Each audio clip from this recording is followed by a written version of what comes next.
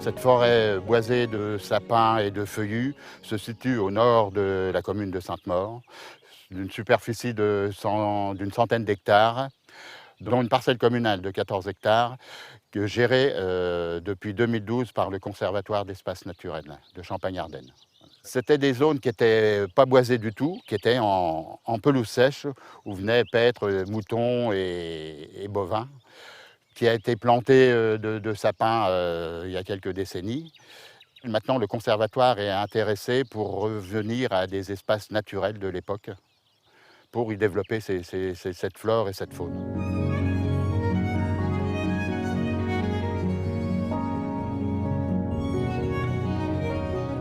On est ici sur un savard. Donc un savard, c'est un ancien terme de Champagne pour désigner une pelouse sèche.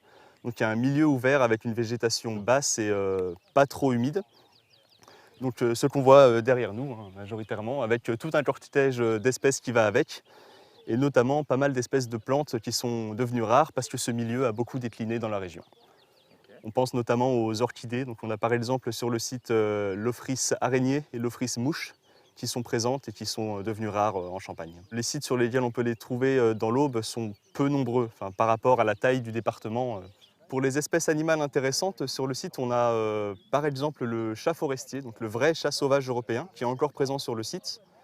On a une espèce d'oiseau qui est très peu commune aussi, c'est l'engoulevent d'Europe, donc un oiseau plutôt nocturne qui va être perché dans les boisements qu'il y a autour de la pelouse et qui chante surtout la nuit.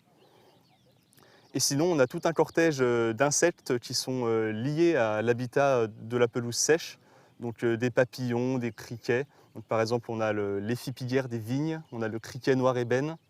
On a aussi un lézard qui est très peu commun, c'est le lézard des souches. Par le passé, c'était plus boisé et c'était exploité.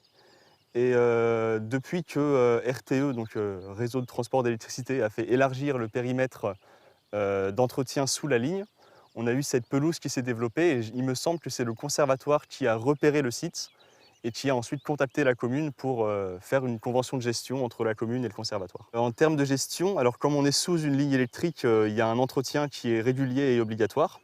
Donc là, il a été délégué de RTE vers le conservatoire d'espaces naturels de Champagne-Ardenne. Donc il s'agit surtout de débroussailler ou de broyer les ligneux qui poussent sous la ligne. Et nous, dans un second temps, on s'est dit aussi on va essayer de réouvrir la pelouse pour gagner un peu de surface sur les côtés. On essaye d'avoir le plus de pelouse sèche possible en fait, pour favoriser ce milieu, parce que c'est ce milieu qui est l'enjeu écologique et pas vraiment le boisement qui est à côté.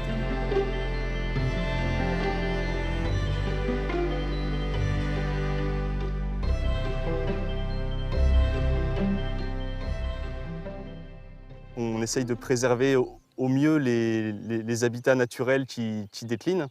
Et en les préservant, on fait du bien de manière générale à l'humanité, mais il n'y aura pas de bienfait direct. Après, c'est quelque chose qui peut aussi être mis en valeur avec un pâturage. Donc on essaye de mettre en place un pâturage ovin. Donc ça ferait une belle surface à brouter pour des moutons.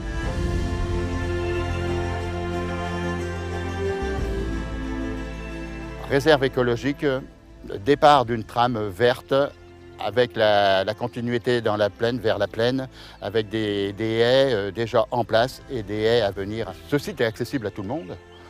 Le tout, c'est d'y faire attention, quoi. Alors, on interdit les engins motorisés, on interdit la cueillette, on interdit le feu, mais c'est visitable par tout le monde, au contraire, parce que c'est quand même un site qui est assez remarquable. La présence d'orchidées, déjà, suffit à venir le visiter.